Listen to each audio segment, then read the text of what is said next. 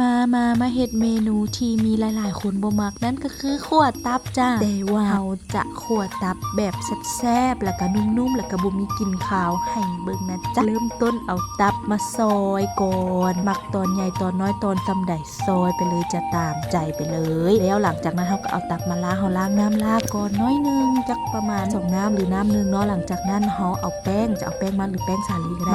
มาคนๆเซๆสาวๆแบบนี้แล้วเราก็แช่ไว้ประมาณ5นาทีหรือ10นาทีเด้อจะเท่ากับมาล้างออกล้างจนกว่าน้ำมันจะใสเลยวิธีนี้จะเฮ็ดให้ตับเขานุ่มและก็บ่คาวอีกหลังจากนั้นเท่ากับมาเกี่ยเครื่องที่เราจะเอาใส่ในการขั่วก็คือกระเทียมมะเขือนั่นแหละสูตรยุจะใส่โหระพานั้นเพื่อดับกลิ่นคาวและก็มีมะเขือใหญ่เพื่อเพิ่มความหวานหลังจากนั้นเฮาก็ปรุงไปเลยสูตรยุการขั่วก็บ่มีอย่างหลายมีน้ำมันหอยแล้วก็ซีอิ๊วฝาเขียวผงนัวนิดนึงแล้วก็น้ำปลาน้อยนึงแล้วก็แซ่บแล้วจะบ่ใส่น้ำตาลเพราะว่าเฮามีความหวานจากมะเขือใหญ่แล้วถ้าบ่มีมะเขือใหญ่เฮาอาจจะใส่หัวผักบัวใหญ่ก็ได้เพื่อจะเพิ่มความหวานแล้วก็เฮาก็บ่ใส่น้ำตาลแล้วเฮาคั่วไปน้อยนึงมันเริ่มแห้งแต่ว่าเฮาจะบ่คั่วโดนหลายเด้อหลังจากนั้นเฮาก็ตักเสิร์ฟได้เลยเมนูนี้เฮาก็ตักใส่ปิ่นโตเพื่อเอาไปกินตอนสวยตอนเฮ็ดเวียกน้ำประหยัดค่าคาบข้าวสวยไปอีก1คาบเพื่อเพิ่มความแซ่บสำหรับเมนูนี้กับข้าวเจ้าหุงใหม่ๆฮ้อนๆแซ่บขนาดเลยต้องลองเท่านั้น